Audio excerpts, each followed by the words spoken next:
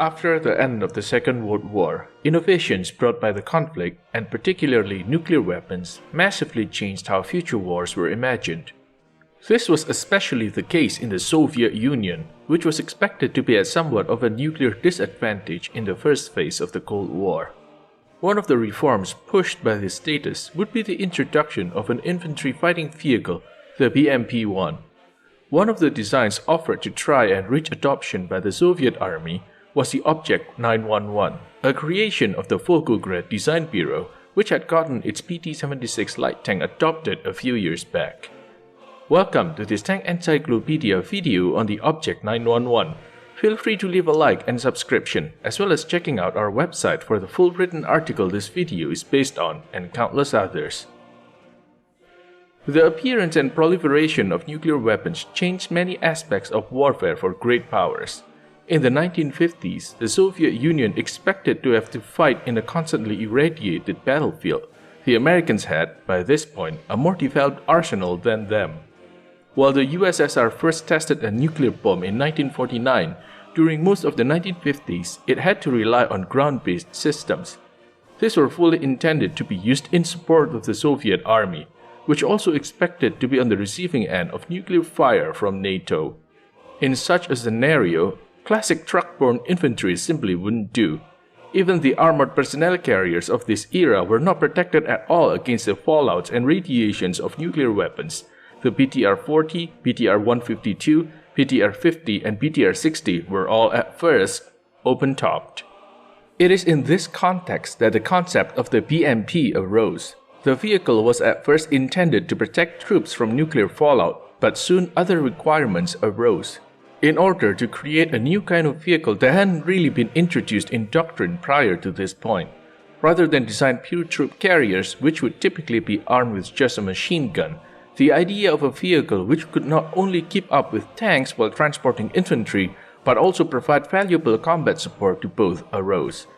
The main recipients of this envisioned vehicle were to be motor rifle regiments, so it would in general be widespread through the Soviet Army. Many concepts were considered for this type of vehicle that was being imagined in the late 1950s. In terms of armaments, for example, various calibers and configurations were considered. These included main guns firing 57, 73 or 76 mm shaped charges projectile, or 30, 37 or 55 mm autocannons. Eventually, the 73 mm 2A28 Grom low-pressure smoothbore gun would be chosen. In terms of protection, the vehicle was desired to be protected not only from nuclear radiations, but also 50 cal ammunition, or if possible even 20 mm autocannons projectiles on the frontal arc. It was also required to be amphibious. The idea was that in all-out nuclear wars, bridges could not be relied upon to not be destroyed while river crossing was a necessity in Europe. Overall, the idea was to create a vehicle more mobile than tanks, which would not only transport infantry, but also provide valuable combat support to both its dismounts and tanks. A formal call for design proposals following these requirements was issued by the GBTU, the General Armored Directorate, the service in charge of armored vehicles procurement, on 22 October 1960. The requirements were finalized in September 1961 and eventually sent to a large number of design bureaus. Initially, the main Artillery Directorate, which issued the requirements, called for an 11 to 12 tons vehicle that would feature a crew of 2 and transport 6 to 8 dismounts. At that time, 3 different views existed on how to design the future IFV. One was to create a new wheeled vehicle, sometimes using some pre-existing technology. The second was to create a vehicle based on a pre-existing chassis. The third was to create an all-new tracked vehicle. One of the designers which were issued the requirements was VGTZ, Volgogradsky Traktorny Zavod, Volgograd Tractor Plant, the former STZ, Stalingrad Tractor Plant. Eventually, this relatively large design bureau would offer 2 different variants. The first would be based on the VGTZ's PT-76 amphibious tank, the Object 914. VGTZ was attributed numbers in the 900s for the designations of its prototypes. The other would be a completely new vehicle, which used a track configuration, though with a number of unique elements. This would be Object 911.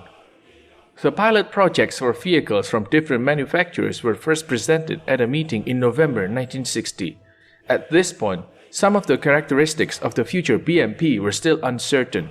For example, the possibility of using a 14.5mm machine gun as main armament was still being considered. The Volgograd Design Bureau started elaborating various solutions following the November 1960 meeting. Their attempts at creating a BMP would typically, as had been with the Object 914, use a lot of elements from previous projects, in this case the PT-76 and the Object 906B, two light tank designs. The first was adopted and mass-produced, the second stayed on the drawing board. Configuration studied by Volgograd generally used a rear engine configuration, so there was a draft project with a front engine and rear transmission, as on the PT-76 and related vehicles. An early set of plans for the Object 911 dated 1962 envisioned a vehicle featuring a two-man turret and dismount compartment for 6 dismounts sitting in 3 rows of 2. This configuration would be entirely changed before the vehicle would enter the prototype stage. The draft project of the Object 911 was developed at VGTZ in 1963 and presented to the State Committee for Defense Technology, which considered it and allowed for the production of a prototype on 9th of August 1963. The prototype of the Object 911 was built in the same year under the supervision of the head engineer Gavalov. The prototype went to the comparative trials in 1964 alongside several other prototypes of the BMP. The prototypes tested largely varied in terms of configurations and included the fully tracked Object 914 and 765, the wheeled Object 1200 and the convertible Object 911. Usually, convertible designs use the wheel as the main means of motion and lowerable tracks for moving off-road. The Object 911 used the opposite configuration using retractable wheels for traveling on roads, a peculiar feature. The overall design of the Object 911's hull was a rectangular welded steel box. Like most Soviet amphibious vehicles of the era, it featured a bow-shaped frontal part for the purpose of improving the vehicle's hydrodynamic characteristic, further perfected by a retractable trim vane at the front of the hull. The whole upper front or roof plate was angled at a very steep angle, highly improving protection over its frontal arc. The Object 911 had a fairly low profile with a total height of 2068mm including the turret. According to a source, at some point the height of the hull was increased to 1200mm, which would be its final height. The Object 911 used a configuration where the crew and dismount compartment were concentrated at the front and center of the vehicle. The vehicle had a crew of 2, a driver, who sat in the front center of the hull, and a gunner or commander, who sat behind in the left part of the centrally mounted turret. The 8 dismounts were present in a symmetric configuration. 2 were in front of the turret, 1 on each of the driver's sides, and would presumably operate the squad's machine guns. 6 sat just behind the turret. Each dismount had a firing port in the sides of the vehicle, so they could fire their weapons from inside the hull. Considering the placements of the firing ports, 4 on each side of the vehicle, they would be able to create an arc of fire over about the front 2/3 of the vehicle. Each of the dismount positions featured an episcope. The driver's post appears to have featured 3, 1 to the front and 1 to each side. The driver would steer the vehicle via a steering wheel. The vehicle featured 2 headlights, mounted to the front sides of the bow. There was a ventilator just to the rear of the driver's head. The vehicle's engine was mounted at the rear of the vehicle, which would typically make hatch placement harder on an infantry fighting vehicle. The use of a fairly small engine on the Object 911 allowed for a quite peculiar hatch design. The center of the vehicle to the rear of the turret was lowered in comparison to the side flaps, and a large hatch was located there, opening upward and locking at about 90-degree angle. 6 of the dismounts were to exit through this hatch. It was hoped that it was wide enough for 2 dismounts to evacuate at a time. The dismounts would then jump out of the vehicle, which would be a fairly short 0.75 meter to 1.1 meter drop to the ground. They would be far from safe from enemy fire despite this. This configuration would last, being used in the airborne BMD and eventually in the BMP-3. As for the driver and gunner, they each had a dedicated hatch they could exit the vehicle through. Furthermore, there were also 2 hatches to the front sides of the turret. These would be used for the 2 front dismounts to exit the vehicle, the squad commander and machine gunner. The combat weight of the Object 911 was 12.07 tons. Length was 6.735 meter, width 2.94 meter, and height of 2.04 meter, including the turret, presumably at the highest ground clearance. Protection was similar to the Object 765, the design which would eventually become the BMP-1. Presumably, the vehicle would be mostly protected from 50 cal projectiles to the front and rifle caliber projectiles to the sides, but not much more. The vehicle used a small UTT-20 diesel engine shared by all competitors. This was a 300 horsepower engine. It was very limited in size, which was a positive factor for installation in the various BMP prototypes. On the Object 911, this allowed for the engine block to be placed in the rear of the vehicle despite the large central lowered section where the dismounts would exit from. The transmission and drive sprockets were placed at the rear of the vehicle as well. In addition to this engine and transmission, the Object 911 also featured two hydrojets. They were taken straight from the PT-76. By far the most uncommon and distinctive features of the Object 911 were to be found in the vehicle's suspension and drivetrain. The engineers of Volgograd tractor plant experimented heavily with the suspension on Object 911. They settled on a mainly tracked suspension which was to be used systematically in operational conditions. The vehicle's track suspension used a rear drive sprocket and a front idler with 5 road wheels and 3 return rollers. The road wheels appear to have been identical to those found on the PT-76, being hollow stamped road wheels, the lighter weight of hollow wheels helping with the buoyancy. Each road wheel was mounted on a suspension arm of which the movement was assured by a pneumatic suspension. The suspension's height could be adjusted and considerably lowered, with a maximum ground clearance of 426 mm and minimum ground clearance of 96 mm. The most unusual aspect of the Object 911's drivetrain was not the pneumatic adjustable suspension, the same design as on the Object 906B, but rather the dual drive. Indeed, the Object 911 was not just a tracked vehicle, as it had been designed with a set of 4 wheels mounted on the internal sides of the tracks. They were located at around the same length as the sprockets and idlers. The wheels could be retracted or extended depending on whether the tracks or road wheels were to be used. This could be done from the inside of the vehicle with no need to exit and be performed in 3 minutes. However, even when fully retracted, the bottom of the wheels would still stick out of the hull bottom by a moderate extent. The wheels were taken from a pre-existing design. This was not a standard road vehicle design, but rather aviation wheels taken from the Ilyushin IL-14 twin-engine transport aircraft. The main advantage was that aviation wheels were lighter than similar-sized ground vehicle ones, though they were also less sturdy. The vehicle used a 4x2 configuration, with the front wheels being used to steer the vehicle when on the wheel drive. The main advantage envisioned behind these retractable wheels was higher maximum speed and reduced fuel consumption when driving on highway, notably for transfers or movements behind front lines. This was the same idea that had pushed a convertible configuration on the BT tanks decades earlier. All the infantry fighting vehicles of the program used a standardized turret design, which was also present in the vehicle which would be adopted as the BMP-1, the Object 765. This standard design had been created by the Tula KPP Design Bureau and had a 1340mm turret ring. It used welded construction from road homogeneous armor plates. The turret had what is called a frustoconical design. It basically looks like a cut cone. The turret had an electrical engine for rotation with a maximum rotation speed of 20 degrees per second.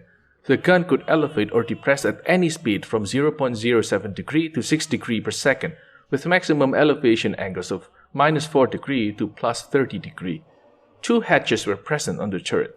There was a large top hatch opening frontwards, locking in an upright position, which the gunner could use to reach out of the turret to observe the surroundings or to exit the vehicle. There was a much smaller hatch located over the gun breech, which, when the gun was fully elevated, would be used to load a missile into the launching rail featured on top of the gun. A single crew member was located in the turret set in the left half. The turret was typically considered to be quite cramped, even though it did not feature a basket, and as such, the crew member could extend his legs into the hull when stationary. He sat on an adjustable seat which featured a backrest. He had 5 vision devices. Towards the front, he could observe the battlefield through a combined day-night sight. The other vision devices were 4 episcopes, 2 on the flanks of the main sight in order to provide vision to its sides and 2 others on the side of the main hatch. The main armament of the turret was a 73mm 2A28 Grom low-pressure smoothbore gun, This was a fairly short gun with a 2117mm tube and 2180mm total length. The design was overall made to be very simple and light. For example, it lacked any bore evacuator, and the gun fumes were instead to be evacuated from the turret, which featured a ventilator for this purpose. The gun overall weighed only 115 kilograms and had an average barrel life of 1250 rounds. The recoil mechanism of the Grom was contained in an armored sleeve wrapped around the base of the barrel. The launching rail for the Malyutka missile was placed on top of this sleeve. There was only a single shell available to the 2A28 Grom in the 1960s. This was the PG-15V. It used the PG-9 heat, high-explosive anti-tank grenade already used by the SPG-9 73mm recoilless gun, but swapped the original propellant charge with a more powerful PG-15P, which was meant to ensure a longer effective range. The projectile was fin-stabilized and featured a rocket engine towards the rear, with propellant present towards in the middle of the grenade. This allowed it to reach a higher speed than would typically be expected from a gun as short as the Grom, with a maximum velocity of 655 meters per second. The explosive charge of the PG-9 grenade was a 322-gram explosive mixture, which would be equivalent to 515 grams of TNT. Thanks to a well-designed shape of the charge, it had a great armor penetration for the time and small size of the gun. The projectile's armor penetration was officially rated at 300mm at all ranges. In practice, this was slightly higher. The maximum penetration achieved could vary between 302 and 346mm, with an average value of 326mm. In practice, this meant the Grom could quite reliably penetrate any tank operated by NATO in the 1960s. The shell was not without issues, however. The downside of hit projectiles and a very short barrel were an overall low accuracy and high dispersion. The Grom's PG-15V projectiles were notably very vulnerable to wind. The nominal maximum range of the Grom was of 800 meters. But even at this range, only a 34% hit rate was achieved against a T-55 during trials. Although this tank was quite smaller than most NATO tanks, in practice, it can still be said a vehicle wielding a Grom would have to get to close ranges to use this gun effectively against armored targets. Additionally, during the 1960s, the PG-15V was the only available shell for the 2A28 Grom. Heat shells are not purely anti-tank projectiles, and by nature also have some capacities against other targets. They can notably be effective when used against field fortifications and bunkers. However, due to their design focusing on producing a jet of molten metal in one direction, they offer very limited capacities when attempting fire at infantry in the open. For the vast majority of vehicles, this would fairly easily dealt with by simply shifting to a high explosive fragmentation shell, but no projectile of the type would be available for the Grom until 1973. The 2A28 Grom was fed by an auto-loading mechanism. It used a crescent-shaped conveyor which would occupy the 1 to 7 o'clock perimeter of the turret floor. Because the Grom only fired one shell type when the autoloader was created, its design was simplified as there was no need to be able to cycle shell type. A total of 40 projectiles would be present within the autoloader. This would be all the projectiles carried within the vehicles of the BMP program. It would be fed into the gun to the right of the gunner. The gun elevation needed to be set to 3 degrees each time it was to be loaded. The loading cycle was 6 seconds long. Though it used an autoloader, the 2A28 Grom could also be shifted to manual loading if needed be. The 2A28 Grom was supplemented by a 7.62mm PKT coaxial machine gun mounted to the right of the gun. It would effectively be the only reliable means of dealing with infantry in the open. It fed to the right and ejected to the left. The PKT was fed from 250 rounds ammunition boxes and would fire at a cyclic rate of fire of 700 to 800 rounds per minute, at a muzzle velocity of 855 mm per second. In addition to these two weapons, the turret featured an ace up its sleeve when dealing with armor threats at ranges where the Grom would not be accurate. This was a 9M14 Malyutka missile launcher. The missile was located on a launching rail installed on top of the gun. Inside the turret, the gunner had a control box, which would be kept folded under the seat when not in use and be extended to get the Malyutka when the need for fire it arose. The Malyutka was 10.9 kg with a 2.6 kg shaped explosive warhead. The missile had a small rocket engine which would allow for a flight speed of 120 meters per second. It was rated for firing ranges of 500 to 3000 meters. Due to the slow speed, the flight time to the longest effective range would reach a particularly long 26 seconds. When impacting a target, the 9M14 could be expected to penetrate 400 mm of armor at a flat angle. Once again, this would typically be sufficient to penetrate all NATO armor of the era with relative ease. Guidance of the Malyutka was assured by wire, which was common for early missiles but also fairly unreliable. The gunner had a control box which featured a button to launch the missile and then retractable joystick used to steer it. The missile was manually guided all the way through, and as such, the gunner was supposed to be fully concentrated on missile guidance during the whole firing process. As with the Grom, the Malyutka provided significant armor-piercing capacities to the Object 911 if it was to hit, but this was far from a given considering the slow speed and manual guidance of the missile. Hit probability on a static tank-sized target was only 20% to 25%. 2 missiles were carried within the turret. The vehicle was not supposed to travel outside of combat zones with the missile mounted, and as such, these, alongside other missiles stored inside the hull, it is unknown whether the Object 911 would have any were all the vehicle had to contend with. On the plus side, as with the PG-15V, the explosive nature of the Malyutka's warhead means it could also be fired with good effects on field fortifications and fixed positions. Trials for the Object 911 alongside its competitors Object 19, 914, 765 and 1200 were held in 1964. During these, the Object 911 was able to reach a maximum speed of 57 km per hour on road when using track drive. This was fairly moderate. On water, top speed reached 10.3 km per hour thanks to the hydrojets, which is on the higher end of amphibious vehicles of the era. The use of wheeled drive would highly improve the maximum speed of the Object 911 on roads though. It was recorded at a maximum speed of 108 km an hour on a paved road, had an average cruise speed of 70 km an hour on highways using wheeled drive. In addition to the superior maximum speed, the use of wheeled drive also had another major upside.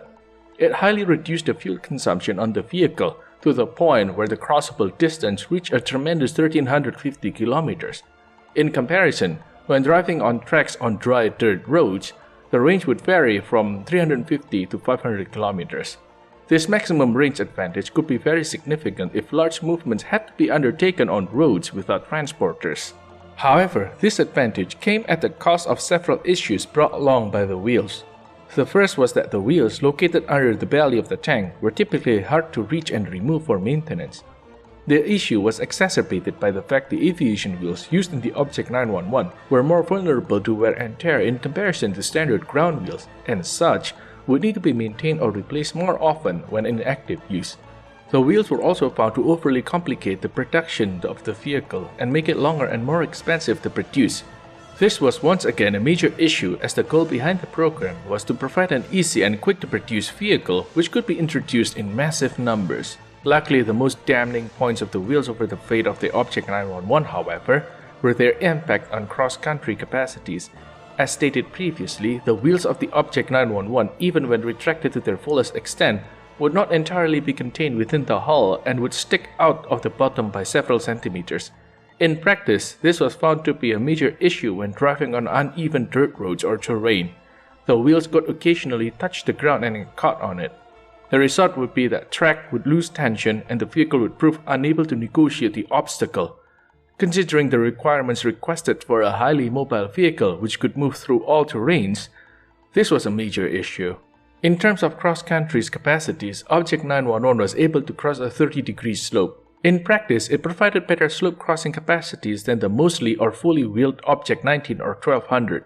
However, cross-country mobility was overall found to be inferior to the volley track Object 765 and Object 914. Another issue that likely arose with Object 911 by this point was the crew configuration. When compared to the favorite, the Object 765, which would eventually be chosen, the placement of dismounts to the center and front of the vehicle would prove unfavorable. While at first this has been the preferred solution due to the ability of the dismounts to engage with small arms towards the front of the vehicle, in practice the rear dismounts compartment of the Object 765 allowed for a far easier and safer exit of the vehicle through dual rear doors. In this configuration, the dismounts would not have to exit from the top of the vehicle, which could be incredibly dangerous when under fire. The buoyancy of the Object 911 was also found to be overall lacking, with the vehicle being fairly unstable in water. In practice, it appears the Object 911 was one of the first vehicles to no longer be considered for adoption alongside the other vehicle which used a mixed track on wheels drive, the Object 19. One can fairly easily identify the reason behind the rejection of these vehicles. The dual drive would result in increasing complexity in a vehicle, which would typically perform worse than a wheeled vehicle in areas generally favorable to wheeled vehicles, and worse than tracked vehicles in areas generally favorable to tracked vehicles. Despite this rejection, the Volgograd tractor plan was not entirely out of the field of infantry fighting development, largely due to the parallel development of the more conventional Object 914. In comparison to the Object 911, the more standard Object 914 had more satisfying results and appeared to have been seriously considered for longer, though eventually the vehicle picked would be the more novel Object 765. Volgograd tractor plant would still obtain a notable success in the following years in the form of the Object 915, a small and light infantry fighting vehicle which was adopted as the airborne BMD-1. As for the Object 911, it was not for the time an evolutionary dead end, as alongside the infantry fighting vehicle, a light tank would be designed using the same chassis. This would be the very low Object 911B, which appears to have ditched wheels drive entirely and featured a small two-man crew entirely present in the turret. We have already released a video on this other fascinating prototype. As with the Object 911, it would also not be adopted for service. The Object 911 has been preserved in the Kubinka Armor Museum up to this day. This concludes Tank Encyclopedia's video on the Object 911B. We hope you liked it. Don't forget to check our websites and our Patreon. And until next time, keep us in your sights.